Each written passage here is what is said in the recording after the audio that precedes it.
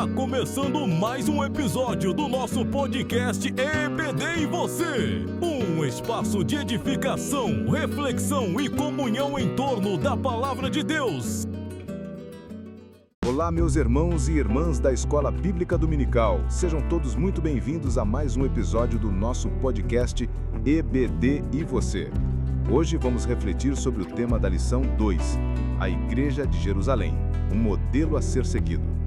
Este assunto está dentro da temática que estamos estudando no trimestre, a Igreja em Jerusalém, doutrina, comunhão e fé, a base para o crescimento da igreja em meio às perseguições, escrita pelo pastor José Gonçalves. O texto áudio da lição resume a essência da igreja primitiva e que nos desafia, como igreja atual, a seguir esse mesmo caminho. Atos capítulo 2, versículo 42.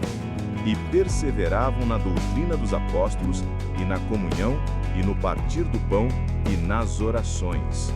É um versículo poderoso, pastor Nilson.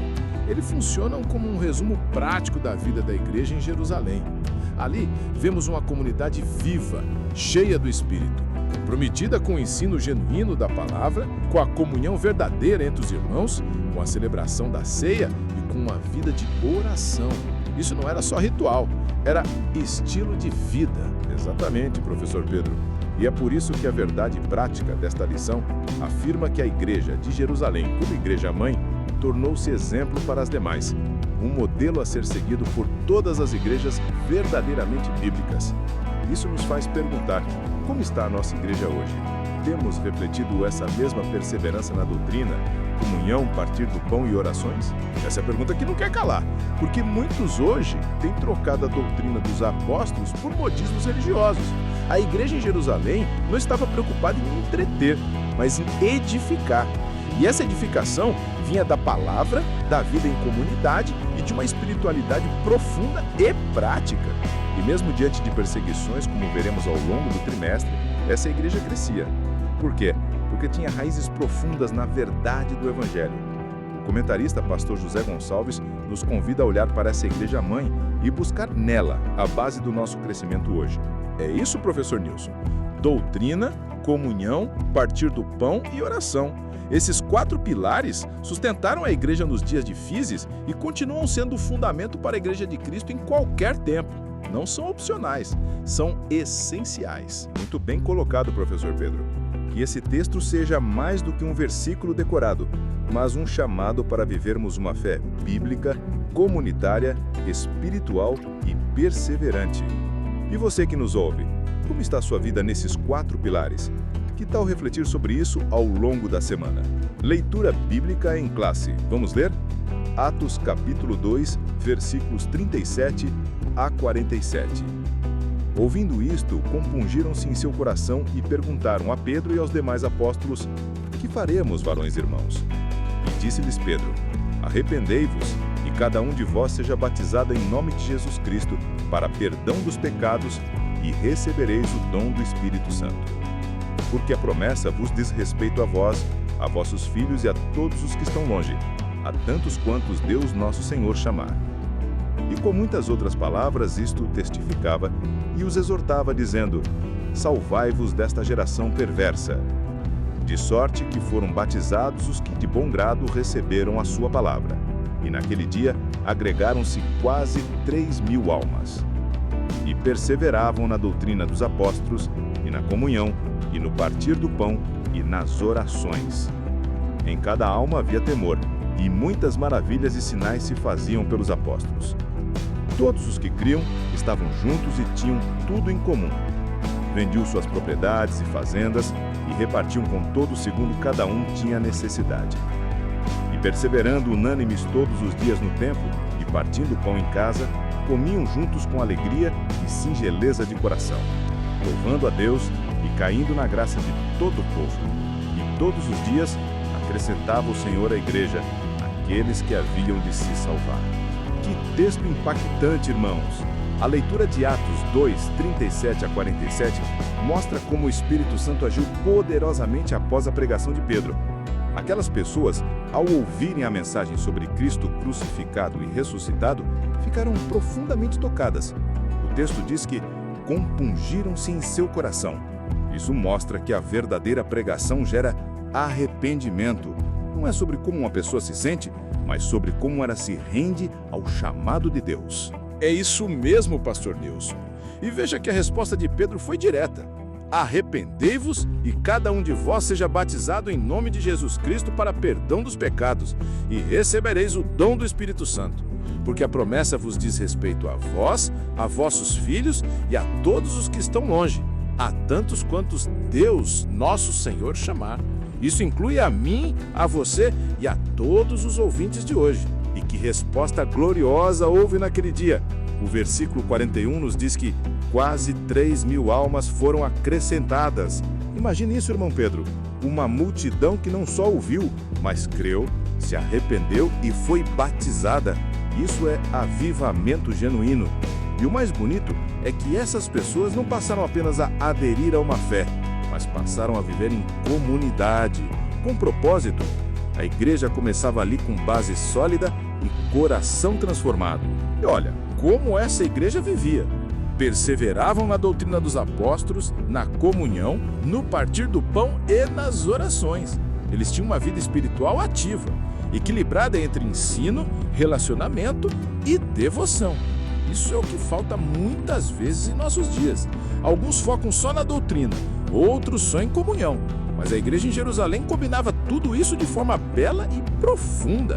É um modelo a ser imitado. E mais, havia temor, milagres, generosidade, alegria e unidade. Eles vendiam propriedades e ajudavam quem precisava. Não havia egoísmo. O texto diz que comiam juntos com alegria e singeleza de coração, louvando a Deus e caindo na graça de todo o povo. Ou seja, havia vida com Deus e testemunho diante dos homens.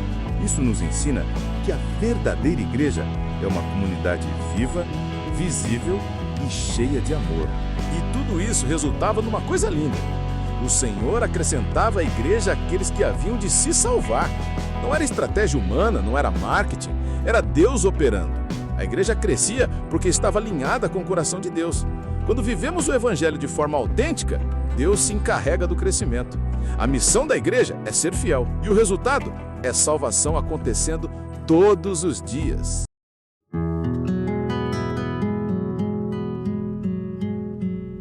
Seguindo aqui, vamos entrar direto na introdução. Por ser igreja-mãe, Jerusalém torna-se o modelo para as demais igrejas que foram implantadas. É de Jerusalém que partem as decisões que buscam, por exemplo, disciplinar e padronizar determinadas práticas cristãs. A igreja de Jerusalém já nasce forte, sendo de origem divina, cheia do Espírito Santo e supervisionada pelos apóstolos. Essa igreja é bem alicerçada. Isso fica claro no ministério da palavra, a quem os apóstolos se devotaram inteiramente, e ao exercício dos diversos dons que abundavam no seu meio. É, portanto, uma igreja da palavra e do Espírito. E mais, é uma igreja onde a observância das ordenanças de Cristo é praticada na esfera do culto cristão. Assim, a igreja cristã primitiva exibe marcas que se tornaram padrão para todas as igrejas, em todas as épocas e lugares. Meus irmãos, a introdução da nossa lição de hoje nos leva a entender por que a igreja de Jerusalém é chamada de igreja-mãe. Ela não é apenas a primeira igreja cristã, mas se torna um modelo para todas as outras que viriam depois. É de Jerusalém que surgem orientações para questões doutrinárias e práticas da fé. Isso mostra como Deus estabeleceu uma base sólida desde o início da caminhada da igreja. É isso mesmo, pastor Nilson. A igreja em Jerusalém já nasce forte, firmada em 3 pilares poderosos: origem divina, plenitude do Espírito Santo e liderança apostólica. Essa combinação fez dela uma igreja equilibrada, fundamentada na palavra e cheia de vida espiritual. Não era uma comunidade frágil, mas sim robusta, com um ministério forte e dons espirituais atuantes no meio do povo. E o mais bonito é que essa igreja não apenas falava da palavra, mas a vivia. Ela observava as ordenanças de Cristo com reverência no culto, demonstrando obediência prática. Isso nos ensina que a espiritualidade não está separada da doutrina. Uma igreja cheia do Espírito também deve ser cheia da palavra. Uma coisa completa a outra. Exatamente por isso ela se torna referência para todas as épocas. A igreja de Jerusalém é um modelo porque exibe marcas que permanecem válidas até hoje. palavra, espírito, comunhão, serviço e culto genuíno. Qualquer igreja que deseje ser saudável deve olhar para esse padrão bíblico. Não se trata de copiar uma forma, mas de assumir um caráter espiritual que agrada a Deus. Perfeito, professor Pedro. Agora, o tópico 1 fala da Igreja de Jerusalém como uma igreja com sólido alicerces e o subtópico 1 traz uma igreja com fundamento doutrinário. A Igreja de Jerusalém era uma igreja bem doutrinada. Lucas diz que antes de ascender aos céus, Cristo deu mandamentos pelo Espírito Santo aos apóstolos que escolhera. Uma igreja genuinamente cristã reflete a prática e os ensinos dos apóstolos. É exatamente isso que o livro de Atos diz da primeira igreja. E perseveravam na doutrina dos apóstolos. Uma igreja só pode ser considerada genuinamente cristã quando ela consegue ensinar e doutrinar seus membros de tal forma que eles passem a refletir o caráter de Cristo. Quando olhamos para a igreja em Jerusalém, vemos que ela não era guiada por emoções ou tradições humanas, mas por um alicerce sólido, a doutrina dos apóstolos. Atos 2:42 deixa isso claro, e perseveravam na doutrina dos apóstolos. Isso nos ensina que não existe igreja cristã verdadeira sem base doutrinária firme. Cristo, antes de subir aos céus, confiou aos apóstolos mandamentos pelo Espírito Santo, e é isso que formou o conteúdo da doutrina apostólica. É perfeito, pastor Wilson. E essa doutrina não era apenas teórica, era prática, transformadora. Era ensinada com o propósito de formar discípulos que refletissem o caráter de Cristo. Hoje em dia, há muitas igrejas que crescem em número, mas não crescem em profundidade, porque falta esse ensino firme, centrado na palavra. Uma igreja madura é aquela que ensina bem, doutrina com clareza e forma crentes que vivem o Evangelho. É por isso que precisamos valorizar a escola bíblica dominical, os estudos doutrinários e a pregação expositiva. A doutrina não pode ser deixada de lado. A Igreja de Jerusalém é exemplo disso. Ela se manteve fiel ao ensino apostólico e por isso cresceu espiritualmente e resistiu às perseguições. Não há outro caminho para a igreja que não seja aquele que passa pelo ensino da verdade. Amém. E vale lembrar que doutrina sólida gera frutos sólidos. Quando ensinamos corretamente, o povo aprende a amar a Deus, a obedecer a Cristo e a viver de forma santa no mundo. Essa é a missão da igreja, ensinar tudo o que Jesus mandou, como ele mesmo ordenou em Mateus 28:20. A Igreja de Jerusalém fez isso e nós também somos chamados a seguir por esse mesmo caminho. Amém, professor Pedro. Agora, o subtópico 2 fala: perseveravam na doutrina dos apóstolos. A expressão diz muito sobre o processo de discipulado da Igreja de Jerusalém. Era uma igreja bem doutrinada e, portanto, bem discipulada. A palavra doutrina traduz o termo grego didaké, que significa ensinar e instruir. Tem a ver, portanto, com o discipulado cristão. O discípulo é alguém que consegue reproduzir, isto é, levar adiante o que aprendeu de seu mestre. Os apóstolos aprenderam de Cristo. A igreja cristã primitiva aprendeu dos apóstolos e agora vivia isso a fim de transmitir a outros o que aprendeu. A tragédia da igreja acontece quando ela não consegue ser discipulada e nem tampouco discipular. Meus irmãos, a expressão perseveravam na doutrina dos apóstolos não é apenas um detalhe do texto. Ela nos revela como funcionava o discipulado na igreja de Jerusalém. A palavra usada para doutrina no original grego é didaké, que significa ensinar e instruir. Ou seja, era um processo contínuo. A igreja era ensinada, formada e preparada com base no que os apóstolos haviam recebido diretamente de Jesus. Exatamente, pastor Wilson. Isso mostra que a igreja primitiva não era movida apenas por experiências espirituais, mas por conteúdo, por ensino sólido. O verdadeiro discípulo é aquele que aprende e depois transmite o que aprendeu. Os apóstolos foram discipulados por Cristo e agora discipulavam a igreja. E a igreja, por sua vez, se preparava para discipular outros. Isso é o que nós chamamos de cadeia de discipulado. Algo que jamais pode ser quebrado. E aí está o grande alerta para nós, professor Pedro. O texto nos mostra que havia perseverança nesse processo. Não era algo esporádico nem superficial. Hoje em dia é uma crise grave quando a igreja deixa de discipular. Quando ela perde esse foco, se torna fraca, vulnerável e cheia de imaturidade espiritual. O discipulado é o que molda o caráter cristão e garante continuidade à fé verdadeira. É verdade, uma igreja que não discipula não está cumprindo o chamado de Cristo. E pior, se ela não é discipulada, ela também não consegue discipular outros. A tragédia mencionada na lição é real. Igrejas sem discipulado se tornam ambientes de religiosidade vazia. Mas quando seguimos o modelo da Igreja de Jerusalém, nós tornamos uma igreja viva, que aprende e ensina, que recebe e repassa, formando discípulos autênticos. Amém, amém. Agora o subtópico 3. Uma igreja relacional e piedosa. A igreja de Jerusalém perseverava na comunhão, Atos 2:24.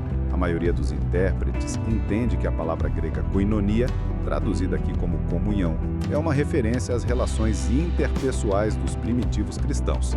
A primeira igreja era, portanto, uma igreja relacional.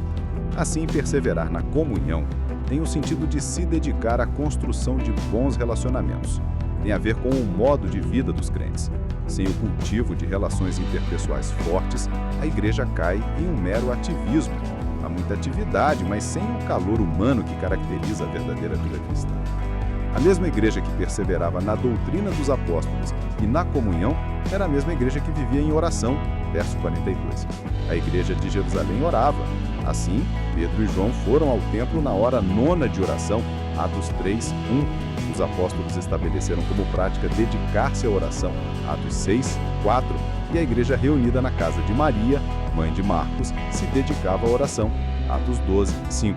Meus irmãos, se há uma marca linda na igreja de Jerusalém que a gente não pode ignorar, é que ela era uma igreja relacional. O texto de Atos 2:24 afirma que eles perseveravam na comunhão.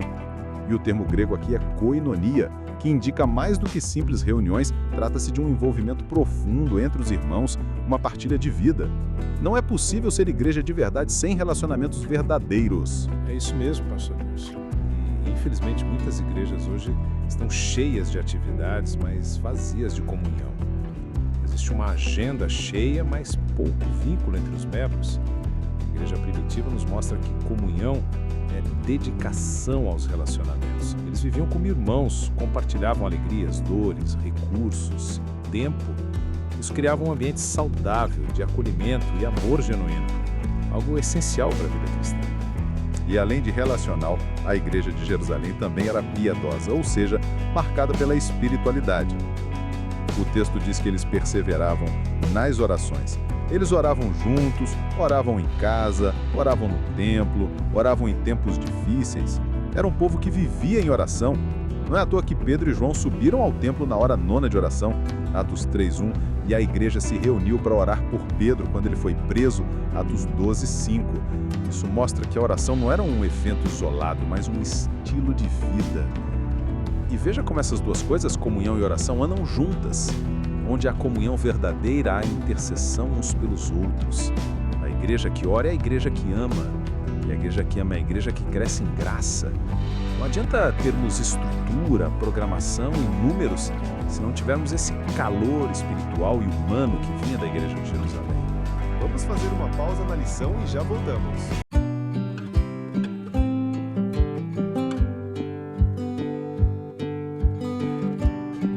Já estamos de volta para o tópico 2 da lição, uma igreja observadora dos símbolos cristãos.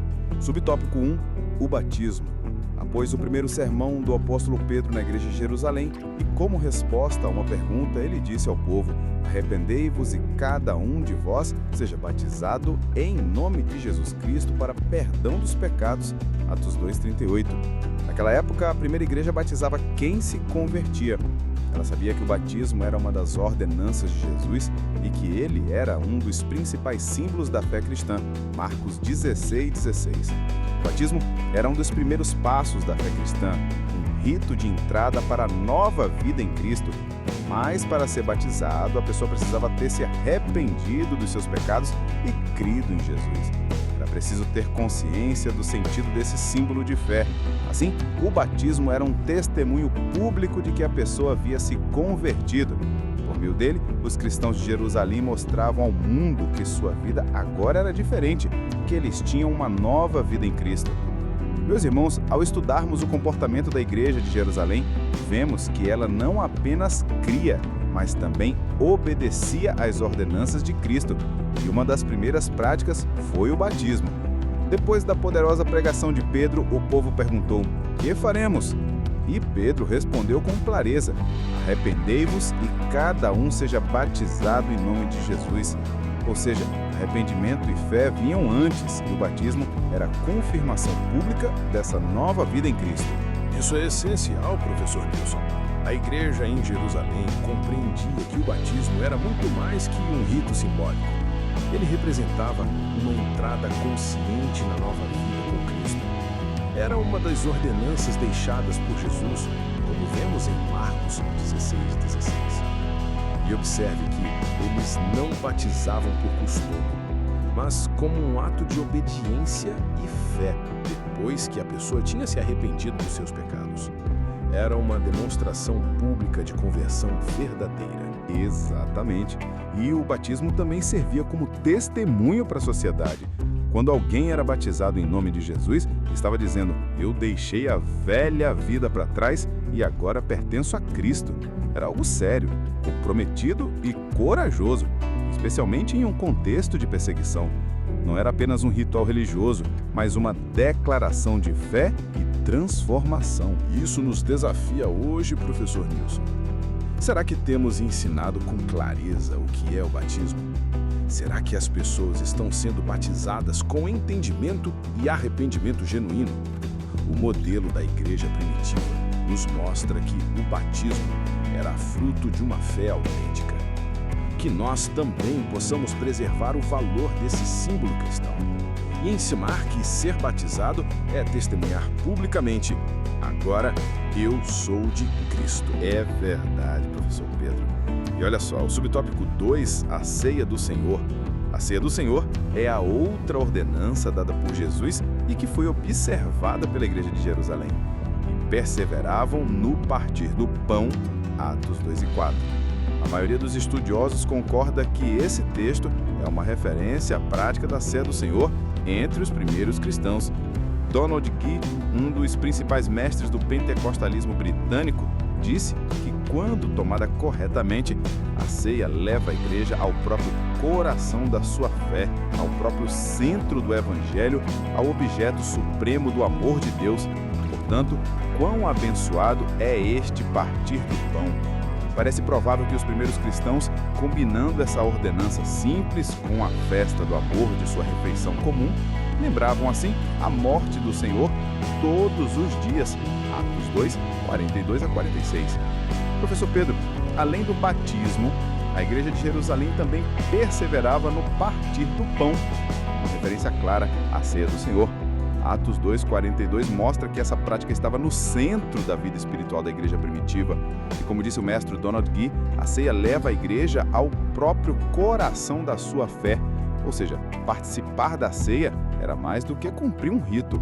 Era um momento de profunda conexão com o Evangelho e com Cristo crucificado. Muito bem lembrado, professor Nilson. A ceia do Senhor não é apenas um memorial. É um ato de fé que nos leva ao centro do amor de Deus, à cruz. Os primeiros cristãos tinham esse entendimento e, ao que tudo indica, celebravam a ceia com frequência, inclusive nos lares, junto com as chamadas festas do amor. Era algo espontâneo, reverente e cheio de significado. A cada pão partido, a lembrança da morte do Senhor renovava a fé da comunidade. E veja como isso é precioso, professor Pedro. A ceia mantinha viva a memória da cruz no meio da igreja. Eles se reuniam com alegria, simplicidade e reverência. A morte e ressurreição de Jesus não eram apenas doutrina, mas estavam constantemente diante dos olhos do povo. A ceia os alinhava com a essência do Evangelho. Ela os lembrava do sacrifício, do perdão, da graça e da esperança da volta de Cristo. Amém, professor. E esse é o nosso desafio hoje, resgatar o valor espiritual da ceia do Senhor. Que ela não seja tratada como uma cerimônia formal e vazia, mas como um momento de comunhão viva com Cristo e uns com os outros. Que cada vez que partimos o pão, tomamos o cálice, sejamos levados de volta à cruz, ao amor do Pai e ao compromisso de viver como igreja santa, unida e grata pela salvação. Maravilha, professor. Acredito que os ouvintes estão sendo agraciados com essa explicação, mas nós vamos para um intervalo e depois voltamos para o último tópico. Fica aí com a gente, galera!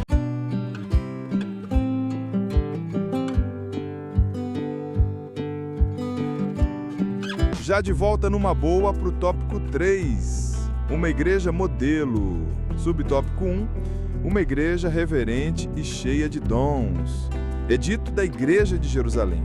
Em cada alma havia temor. Atos 2,43. A palavra grega traduzida como temor é phobos, que também significa reverência, respeito pelo sagrado. Havia um forte sentimento da presença de Deus. Havia um clima da presença do sagrado, do que é santo, o mesmo sentido que teve Moisés, quando o Senhor o mandou tirar os sapatos dos pés, porque o lugar é terra santa. Êxodo 3:5. Precisamos aprender com a primeira igreja, não podemos perder o respeito pelo sagrado. Lucas destaca que muitas maravilhas e sinais se faziam pelos apóstolos. Atos 2,43. Sinais, grego teras, e maravilhas, grego semelion, são as mesmas palavras usadas pelo apóstolo Paulo para se referir aos dons do Espírito Santo, que se manifestavam em suas missões missionárias, Romanos 15:19. Os dons espirituais ornamentavam a igreja cristã primitiva. Ao descrever a igreja de Jerusalém, Lucas diz: em cada alma havia temor, verso 43. Meus irmãos, essa palavra temor vem do grego phobos, que carrega o sentido de reverência, respeito profundo pelo sagrado. A igreja primitiva vivia um ambiente marcado pela presença real de Deus, algo que gerava não apenas emoção, mas reverência.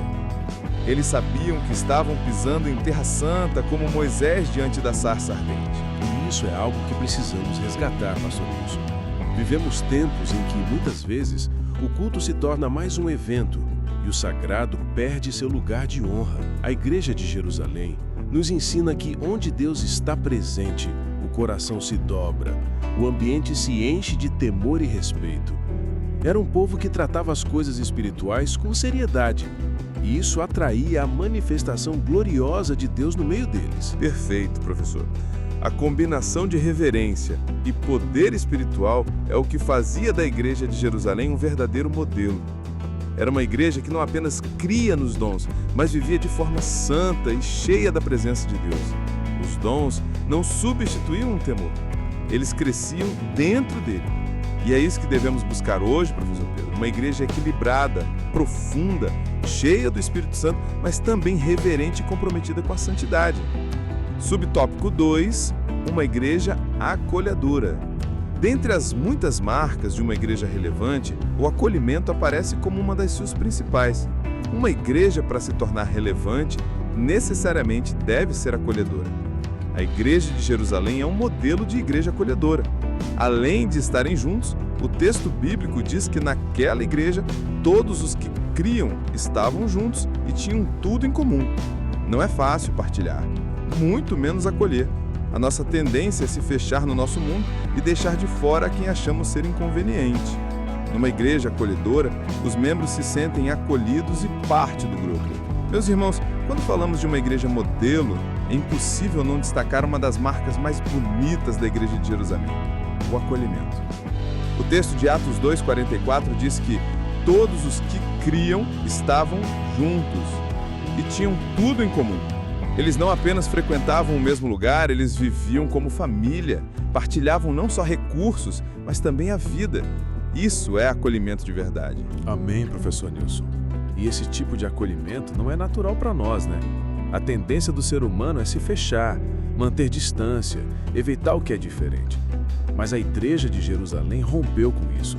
Eles romperam com o individualismo e se abriram para viver uma fé comunitária. Ser acolhedor exige esforço, humildade e amor genuíno. E o resultado? Uma igreja onde todos se sentiam pertencentes, parte do corpo. Exatamente, professor Pedro. Muitas igrejas hoje têm boa estrutura, bons cultos, mas ainda falham no acolhimento. Muita gente entra e sai sem sequer ser notada. Uma igreja relevante é uma igreja onde ninguém se sente invisível. onde o visitante é bem-vindo, o novo convertido é abraçado e cada membro se sente importante. O acolhimento não é luxo, é necessidade para a saúde da igreja. E mais do que isso, professor, o acolhimento é o reflexo do amor de Cristo em ação. A igreja é o lugar onde o diferente é recebido, onde há espaço para os quebrantados, os frágeis, os que chegam feridos. Se a igreja de Jerusalém acolhia com generosidade, nós também somos chamados a fazer o mesmo. Uma igreja acolhedora é uma igreja onde Deus habita e onde vidas são restauradas. Ok, professor, vamos para o último subtópico. Subtópico 3, uma igreja adoradora. A igreja de Jerusalém era também uma igreja adoradora, louvando a Deus. Louvando traduz o verbo grego ainel. É o mesmo termo usado para se referir aos anjos e pastores que louvavam a Deus por ocasião do nascimento de Jesus, Lucas 2, 13 e 20. É usado também para descrever o paralítico que louvava a Deus depois que foi curado junto à porta formosa do templo, Atos 3, 8. É, portanto, uma expressão de júbilo e de gratidão. Louvar é muito mais que simplesmente cantar. É uma expressão de rendição e total entrega. É o reconhecimento da grandeza de Deus e de seus poderosos feitos. Meus amados, encerrando o nosso estudo sobre as marcas da igreja de Jerusalém, chegamos a algo essencial. Ela era uma igreja adoradora. Atos 2,47 diz que eles estavam louvando a Deus. E esse louvar vem do verbo grego ainel, é o mesmo usado para descrever os anjos no nascimento de Jesus e o paralítico curado na Porta Formosa. Ou seja, é um louvor carregado de júbilo, gratidão e reverência. É isso mesmo, professor Nilson. Louvar a Deus não é apenas cantar bonito, é expressar com a alma aquilo que reconhece com o coração. É render-se à grandeza de Deus, é reconhecer o que Ele fez e continua fazendo em nossas vidas. A igreja primitiva entendia isso. Seu louvor nascia da experiência viva com Cristo, da comunhão com o Espírito e do coração cheio de gratidão. E veja como isso é profundo, professor Pedro. O louvor era resultado direto da obra de Deus entre eles. O Espírito Santo havia transformado as vidas, a comunhão era real, a palavra estava sendo ensinada e o povo não conseguia ficar calado. Louvavam a Deus com alegria. Isso mostra que a adoração verdadeira brota de um coração impactado pela graça, não apenas de um momento de culto. Exatamente. E esse é o desafio para nós hoje.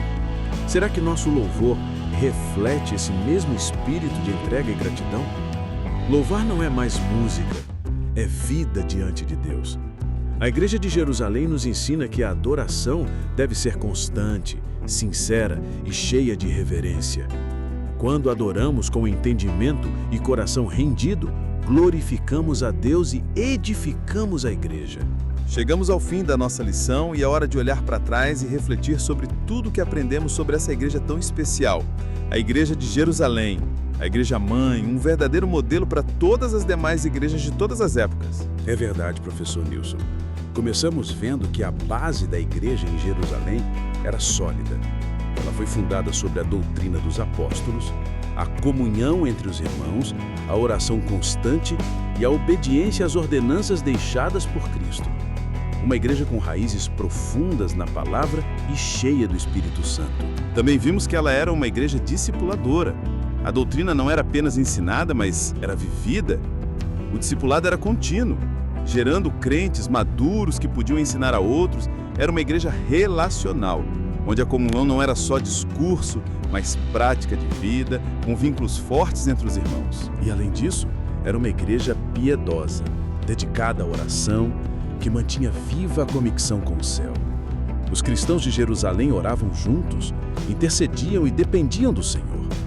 O Espírito Santo agia no meio deles com poder, e os dons espirituais se manifestavam com liberdade e reverência. Também vimos que a igreja de Jerusalém era um modelo em vários aspectos. Era reverente, cheia de temor e respeito pelo sagrado, era cheia de dons, com maravilhas e sinais operados pelo Espírito Santo, era acolhedora, onde todos se sentiam parte da mesma família, e, acima de tudo, era uma igreja adoradora, que louvava a Deus com alegria e gratidão, expressando total entrega ao Senhor. Tudo isso nos mostra que a igreja de Jerusalém não era perfeita, mas era viva, cheia do Espírito, centrada na palavra e marcada pelo amor fraterno. Um exemplo poderoso para nós hoje. Que essa lição nos inspire a voltar ao modelo bíblico.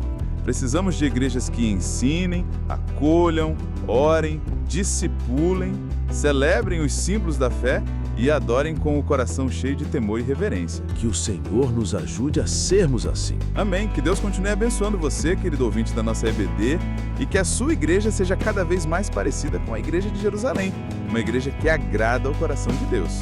Fechando a lição, a conclusão diz: vimos nesta lição algumas características que marcaram a primeira igreja. Frequentemente nos referimos a ela como a igreja primitiva. Vemos como sendo uma igreja ideal, modelo para todas as outras. De fato, ela é a igreja-mãe. Isso, porém, não significa dizer que a igreja de Jerusalém não tivesse problemas. Ao contrário, veremos em outras lições que havia alguns bem desafiadores. Nada, contudo, que tire seu brilho e nos impeça de nos espelharmos nela. Embora a igreja de Jerusalém seja considerada um modelo, isso não significa que ela fosse perfeita. Sim, ela é chamada de igreja-mãe, e de fato foi a base doutrinária, espiritual e comunitária para todas as outras. Mas ela também teve seus desafios, lutas e dificuldades, como veremos nas próximas lições. Exatamente, pastor. Isso é até encorajador para nós, porque às vezes olhamos para Atos e pensamos, nunca seremos como aquela igreja. Mas é verdade, aquela era formada por pessoas como nós, com limitações, mas também com disposição para obedecer ao Espírito e viver a fé de maneira autêntica. O que fazia daquela igreja um exemplo não era a perfeição, mas a rendição constante a Cristo. E o mais bonito disso tudo é saber que, mesmo com falhas, a presença de Deus estava ali. A graça, o poder e a verdade estavam operando. Isso nos ensina que não precisamos ser uma igreja perfeita para sermos uma igreja fiel. Precisamos ser humildes, perseverantes, cheios da palavra e do Espírito, como foi a igreja primitiva. Amém. Que a lição de hoje nos desafia a nos espelhar nesse modelo, mas sem idealismos vazios. Que nossa comunidade cresça em doutrina, comunhão, oração, acolhimento e adoração. E que mesmo em meio às falhas, o brilho da presença de Deus nunca se apague entre nós. Como igreja do Senhor, queremos ser relevantes, santos e cheios de amor. Ficamos por aqui. Nos encontramos no próximo episódio do podcast EBD e Você. Continue conosco nessa jornada pela vida da igreja primitiva e o que ela tem a nos ensinar nos dias de hoje. Um grande abraço e que Deus te abençoe. Amém. Até a próxima, pessoal. Permaneçam firmes na doutrina, na comunhão, no partir do pão e nas orações.